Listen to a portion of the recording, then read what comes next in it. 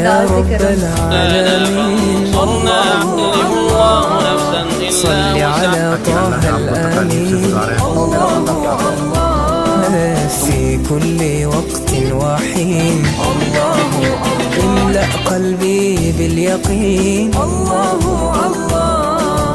ثبتني على هذا الدين. واغفر لي والمسلمين. حسبي ربي جل الله. الله ما في قلبي غير الله. الله